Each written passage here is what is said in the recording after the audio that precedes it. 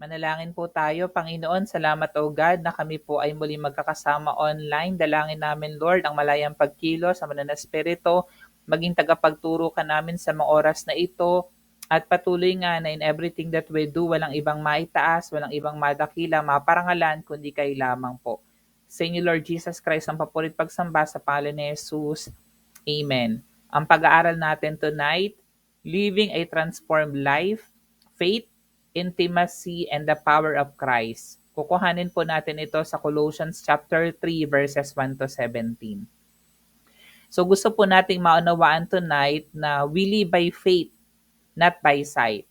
So tayo po ay mga citizens na ng heaven, and we overcome the world as we stand firm in our faith in God and hold on to the truth of His written word. So laging nakaangkla doon yung ating pagtitiwala na tayo ay mananagumpay na dito dahil kasama natin ang Panginoon. So we desire that every individual will have a personal relationship with God. Each member is encouraged to grow deeper through worship, prayer, and then reading the Word of God. So kailangan tayo po, magkaroon tayo ng personal na relasyon sa Panginoon, patuloy na nag-grow tayo sa ating pagsamba sa Panginoon, sa ating pananalangin at sa pag-aaral ng kanyang mga salita. Sabi nga ng Colossus chapter 3 verse 17, at anuman ang inyong gagawin o sasabihin, gawin ninyong lahat sa pangalan ng Panginoong Yesus. At sa pamamagitan niya ay magpasalamat kayo sa Diyos Ama. So napakaganda ng verse, no? In everything that we do daw. So tayo man ay nag-aaral, tayo man ay nagtatrabaho, tayo man ay part of a family, kailangan in everything that we do, we glorify, we bring back the glory sa ating Panginoong Heso Kristo. Yung Colossian Church, katulad din ng mga churches before or even the churches up until now, so they face various challenges, including the influence of false teachings and philosophies that threaten to distort their understanding of Christ and hinder their spiritual growth. So dito, si Pablo, sumulat siya sa mga taga-Colossians. And then, he provided them with practical guidance kung paano sila mamumuhay being followers of Jesus Christ. So he emphasized the importance of faith, yung kahalagahan ng intimacy or ng relasyon sa Panginoon, and of course, adherence to His Word. Kaya kailangan nagba-Bible study tayo para hindi tayo nalilito kapag may mga nag-i-influence sa atin ng mga maling katuruan. So, ganun po yung nangyari doon sa mga Colossian church during that time. So, sila po ay may mga nalilito sa kanila kasi nga may nagtuturo ng kamalian. Pero tinuturuan sila ni Pablo na dapat manatili yung kanilang pananampalataya kay Jesus, stick yung kanilang relasyon sa Panginoon at patuloy silang sumusunod sa sinasabi ng salita ng Diyos. So 5 points ang gusto kong ituro sa atin tonight para patuloy na tayo po ay lumakas sa ating pananampalataya sa Lord, ma-build yung ating intimacy sa Panginoon. Point number 1, setting our hearts on things above. Sabi ng Colossus chapter 3 verses 1 to 4, yamang binuhay kayong muli na kasama ni Kristo, ituon ninyo ang inyong pag-iisip sa mga bagay na nasa langit, na kinaroroonan ni Kristo, na nakaupo sa kanan ng Diyos. Ang mga bagay na panlangit ang isiisip ninyo, hindi ang mga bagay na panlupa. Sapagkat namatay na kayo at ang inyong buhay ay nakatago sa Diyos kasama ni Kristo.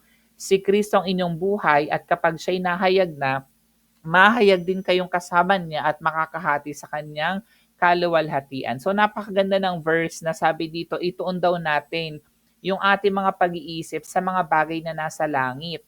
Kasi minsan tayo nakatingin tayo sa mga bagay na nasa lupa. We keep ourselves busy sa mga ino-offer ng mundo, pero dapat nag-i-invest tayo sa mga bagay na panlangit. Katulad ng ginagawa natin tonight, even for this 30-minute na Bible study, sineset natin yung ating hearts, yung ating mind sa mga bagay na panlangit. So dito, tinuturuan ni Pablo, yung mga mananampalataya, tinuturuan tayo to set our minds on heavenly things rather than earthly pursuits.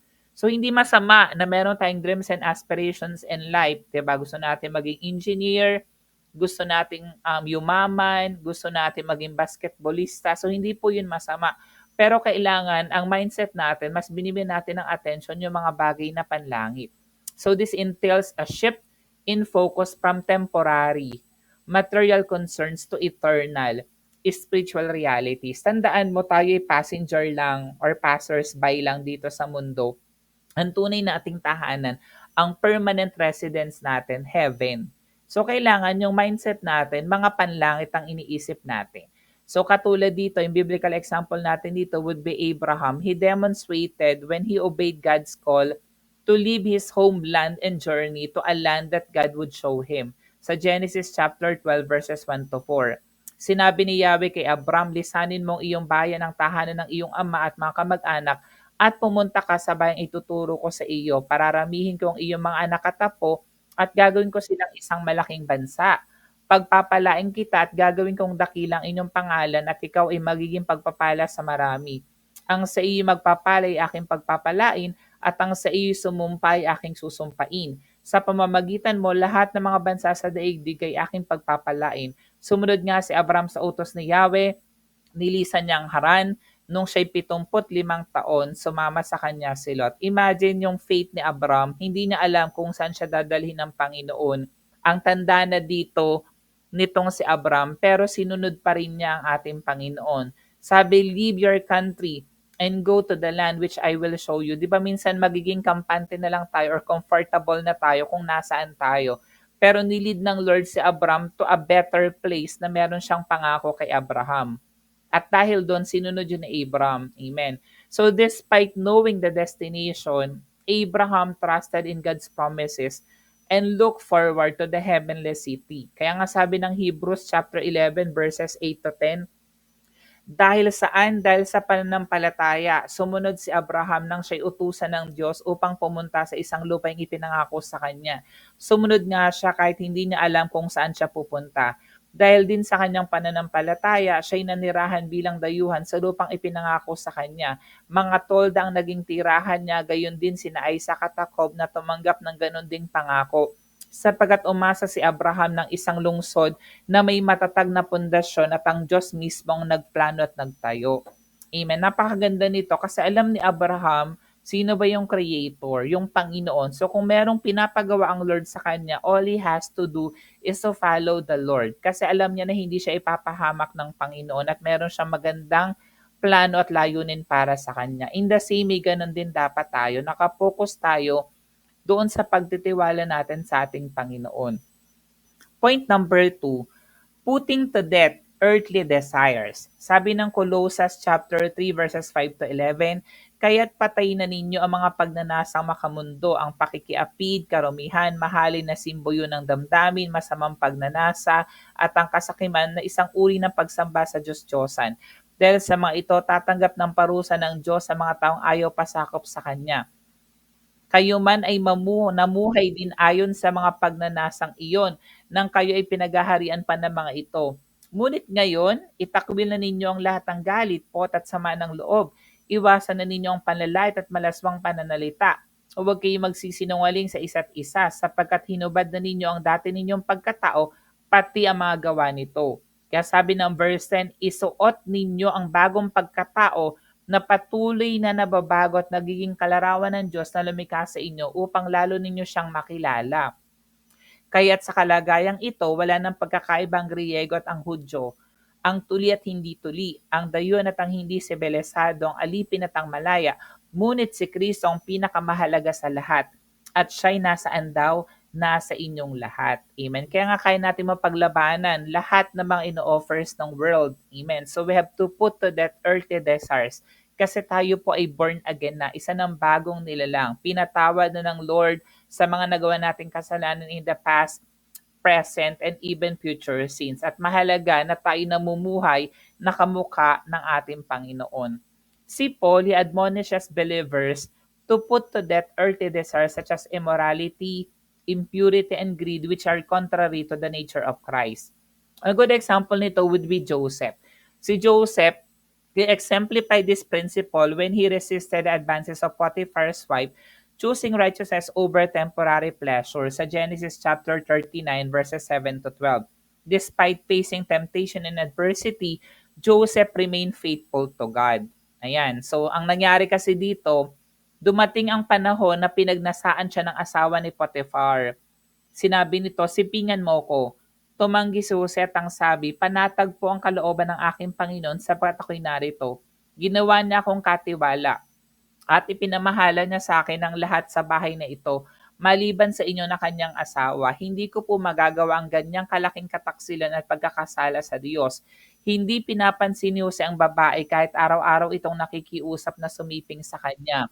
Ngunit isang araw, nasa bahay si Jose upang gampanan ng kanyang tungkulin, nagkataong wala raw ng ibang mga utosan. Walang ano-ano'y hinaplot ng babae ang kanyang balabal at sinabi, "Halika't sipingan mo na ako." Patakbo siyang lumabas, ngunit naiwan ng kanyang balabal sa babae. At yung nangyari dyan, dahil hindi nakuha ni Potiphar's wife, si Joseph, sinabi niya na pinagtangkaan siyang gahasain ni Jose. At dahil doon nakulong si Jose. Pero hindi pinanghinaan ng loob si Jose. Ginamit ng Lord yung opportunity na iyon para makapag-evangelize siya sa prison. And then eventually, nung nakalaya na siya, naging prime minister siya at siya yung ginamit ng Lord para hindi malipol yung bayan ng Israel sa taggutom. Amen. So, ganun po ang kabutihan ng Panginoon. Point number 3, clothed with compassion, kindness, and forgiveness. Sabi ng Colossus 3 verses 12 to 14, "Kaya nga dahil kay hinirang ng Diyos, minamahal niya at pinili para sa Kanya, dapat kayo maging mahabagin, mabait, mapagpakumbaba, mahinahon at mapagtiis. Magpasensya kayo sa isa't isa. Kung may hinanakit kayo kanino man, magpatawad kayo gaya ng pagpapatawad sa inyo ng Panginoon. At higit sa lahat, tagalay ninyo ang pagmamahalan na siyang nagbubuklod sa lahat sa ganap na pagkakaisa." So, kailangan andyan sa atin tong mga characteristics na ito na meron ng ating Panginoon. We have to be compassionate, we have to be kind, we have to be forgiving. Sabi dito, Paul instructs believers to clothe themselves with virtues such as compassion, kindness, humility, gentleness, and patience. Above all, they are to love one another and forgive as Christ forgave them. Dito, Jesus embodied these virtues throughout his earthly ministry. He showed compassion to the multitudes, kindness to the outcast, and forgiveness to sinners, even on the cross. Diba? At sinabi ni Jesus, "Ama, patawarin mo sila sapagkat hindi nila nalalaman ang kanilang ginagawa." Nagpalabunutan ng mga kawal upang paghati-hatian ang kasuotan niya. Imagine yung ginawa ng ating Panginoon after all of the people na talagang gusto siyang maipako sa cross, sinaktan siya, pinahirapan siya, pero ang sinabi pa rin ng Lord sa Luke 23 verse 34, "Father, forgive them, for they know not what they do." In the same way, ganun din ang gusto ng Lord. So, dapat maging compassionate tayo, maging kind tayo, maging forgiving tayo, kasi kamukha natin ang ating Panginoon. Point number 4, letting the word of Christ dwell richly. Sabi ng Colossus 3 verse 16, "Ang salita ni Kristo ay hayaan ninyong lubusang manatili sa inyong puso. Turuan ninyo at paalalahanan ng isa't isa na may buong karunungan.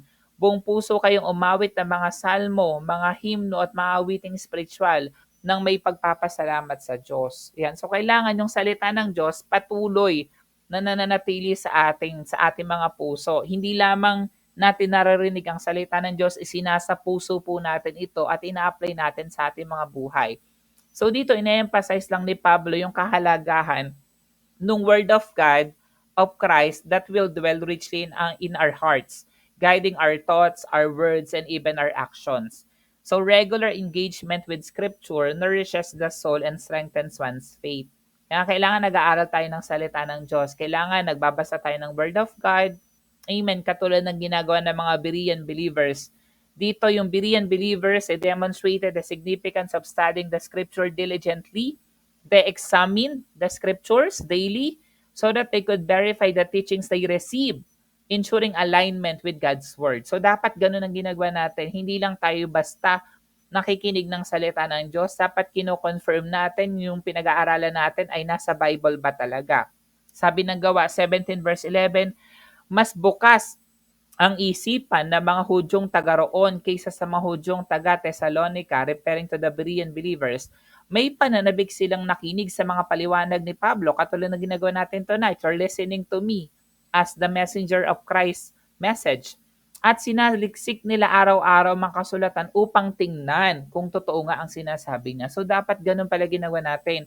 Diligent din tayo na inaaral yung salita ng Diyos, whether totoo yun or hindi, para hindi tayo madala sa maling katuruan. Yan. So, dapat nag-aaral tayo ng Word of God. Point number 5, doing everything in the name of Lord Jesus. Colossus 3:17, at ano man ang inyong gagawin, ano man ang inyong sasabihin, gawin ninyong lahat sa pangalan ng Panginoong Hesus, at sa pamamagitan niya ay magpasalamat kayo sa Diyos Ama. So again, in everything that we do, nag-aaral ka, nagtatrabaho ka, meron kang sports, ayan, so kailangan we do everything in the name of the Lord Jesus Christ. Si Paul, he concludes by exhorting believers to do everything in the name of the Lord Jesus. Sabi niya, give thanks to God the Father through Him. Every aspect of life, whether in word or deed, is to be directed towards honoring and glorifying Christ. Lagi mo yung tatandaan. Dapat sa lahat ng ginagawa natin, walang ibang naitataas, walang ibang nag-glorify, kundi yung ating Panginoon na tagapagligtas, walang iba kundi si Jesus Christ. Ang biblical example nito, the apostles exemplify these principles as they preach the gospel fearlessly. Yan, they healed the sick and perform miracles. Pero kaninong pangalan yung ginamit nila? In the name of the Lord Jesus Christ. Their entire lives were dedicated to serving Christ and advancing His kingdom. Sabi nga sa Gawa 4:29-31, at ngayon, Panginoon, tingnan ninyo, pinagbabantaan nila kami. Bigyan ninyo ng katapangan ng inyong mga alipin upang ipangaral ang inyong salita. Iunat ninyo ang inyong kamay upang magpagaling at loobin ninyo na sa pangalan ng inyong banal na lingkod na si Jesus ay makagawa kami ng mga himala. Pagkatapos nilang manalangin, nayanig ang kanilang pinagtitipunan. Silang lahat ay napuspos ng Espiritu Santo at buong tapang na nangaral ng salita ng Diyos. Amen. Tingnan mo, ibig sabihin talagang grace ng Lord. Lahat ng bagay, even our ministry, yung paglilingkod natin sa Panginoon, power yun ng banal na Espiritu na sumaatin nung tinanggap natin si Jesus na Panginoon tagapagligtas ng ating buhay. Kaya nga, kaya natin mag-share ng gospel to others. Ayan, sa pamamagitan ng pagpapatong ng ating mga kamay, pwedeng gumaling yung mga may sakit in the name of the Lord Jesus Christ, magpalayas ng demonyo, 'di ba? Makagawa ng mga himala in the name of the Lord Jesus Christ. So sabi dito sa Acts 4:31, after they prayed, the place where they were meeting was shaken, and they were all filled with the Holy Spirit and spoke the word of God boldly. So naging masyado silang matapang sa pagpapahayag ng salita ng Diyos because of the power of the Holy Spirit. So ano po yung ating conclusion and application tonight? So by setting our hearts on heavenly things, putting to death earthly desires, and embodying Christ-like virtue, so we can experience the transformative power of God's grace in our lives. Letting the word of Christ dwell richly within us and doing everything in His name will enable us to live as effective witnesses for Him in a world that desperately needs His love and redemption. Totoo yan. So ngayon, tonight, iilan lang tayo sa Bible study. So mga 11 people attending tonight's Bible study. So the word needs His love and redemption. So sana gamitin tayo ng Lord to preach the gospel to the lost as well. As citizens of heaven tayo yan, may we continually grow deeper in our relationship with God. So sana tayo, dahil hindi naman tayo tagalupa talaga, sana yung ating focus talaga is ma-build, mag-grow tayo deeply sa relasyon natin sa Panginoon. Sa paanong paraan? Sa pamamagitan ng worship. Diba, makinig ka ng mga Christian songs, umawit ka sa Panginoon, sambahin mo ang Lord. Amen. Prayer. Manalangin ka. Anywhere you go, pwede kang manalangin and study His Word. Pag atin ng Bible study, pagbabasa ng salita ng Diyos, pag atin ng fellowship, ng mga Sunday services, impacting our world for His glory and honor. Again, gagawin mong lahat na yan. You will worship, you will pray, you will study His Word, not for yourself, not for others, pero para mag-glorify ang ating Panginoon. Tayo pong manalangin. Panginoon, salamat, O God, for this night. Salamat na patuloy na tinuturuan niyo po kami na napakahalaga na andon yung aming pananampalataya sa inyo, andon yung aming intimacy with you, Father God, sapagkat doon po namin ma-experience yung kapangyarihan naman ng Espiritu. Alam po namin, O Father God, nakasama ka namin, nananahan ka sa puso't kalooban ng bawat isa, at alam ko, Father God, na desire nyo rin po na magkaroon kami ng fellowship with you, ng malalim na relasyon sa inyo, Father God. Kaya Lord, salamat for this night. Salamat na kasama ka namin. Salamat na patuloy niyo po kaming tinuturuan, Lord Jesus Christ. Sa inyo pong papurit pagsamba sa pangalan ni Jesus. Amen.